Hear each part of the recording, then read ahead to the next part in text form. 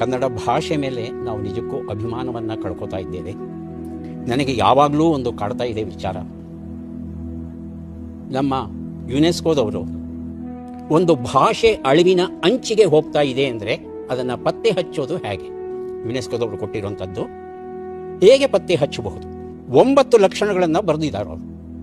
ಆ ಒಂದೊಂದು ಲಕ್ಷಣವನ್ನು ವಿಶ್ಲೇಷಣೆ ಮಾಡೋದು ಹೇಗೆ ಅಂತ ಅದಕ್ಕೆಲ್ಲ ಸೂಚನೆಗಳನ್ನು ಕೊಟ್ಟಿದ್ದಾರೆ.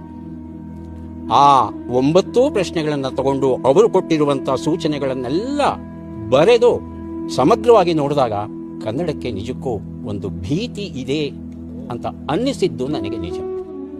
ಸರಳವಾಗಿ ಒಂದು ಕಡೆ ಹೇಳ್ತಾರೆ, ಒಂದು ಮಾತೃಭಾಷೆಯನ್ನು ತಾತ ಮಾತಾಡ್ತಾ ಇದ್ದಾನೆ, ಅಪ್ಪನೂ ಅರ್ಧಂಬರ್ಧ ಮಾತಾಡ್ತಾ ಇದ್ದಾನೆ, ಮಗ ಕೆಲವು ಶಬ್ದಗಳನ್ನು ಕೇಳಿರಬಹುದು ಅಷ್ಟೇ. ಹೀಗಿತ್ತು ಅಂದರೆ ಆ ಭಾಷೆ ಅಳಿವಿನ ಕಡೆಗೆ ಸಾಯ್ತಾ ಇದೆ, ಹೋಗ್ತಾ ಇದೆ ಅಂತ ಅರ್ಥ. ಕನ್ನಡವನ್ನು ನನ್ನ ತಂದೆ ತಾಯಿ ತುಂಬ ಚೆನ್ನಾಗಿ ಮಾತನಾಡೋರು. ಅವ್ರಿಗೆ ಇಂಗ್ಲೀಷು ಮತ್ತೊಂದು ಬರ್ತಿರ್ಲಿಲ್ಲ. ನಾನು ಅರ್ಧಂಬರ್ಧ ಕನ್ನಡ ಕಲ್ತ್ಕೊಂಡಿದ್ದೇನೆ. ಇನ್ನು ನನ್ನ ಮಗನ ಕಾಲಕ್ಕೆ ಬಂತು ಅಂದರೆ ಅವನು ಇಂಗ್ಲೀಷ್ ಮೀಡಿಯಮಲ್ಲಿ ಓದಿ ಏನೋ ನಾವು ಕೇಳುವಂಥ 4 ಪ್ರಶ್ನೆಗಳಿಗೆ ಕನ್ನಡದಲ್ಲಿ ಉತ್ತರ ಕೊಡ್ತಾನೇ ಹೊರತು ಅವನ ಅಷ್ಟೂ ವಿಚಾರಗಳನ್ನು, ವಾದಗಳನ್ನು, ಬರಹವನ್ನು ಎಲ್ಲವನ್ನೂ ಇಂಗ್ಲೀಷಲ್ಲೇ ಮಾಡ್ತಾ ಇದ್ದಾನೆ. ಇನ್ನು ಅವನ ಮಗನ ಕಾಲಕ್ಕೆ ಬಹುಶಃ ಅದು ಇರೋದು.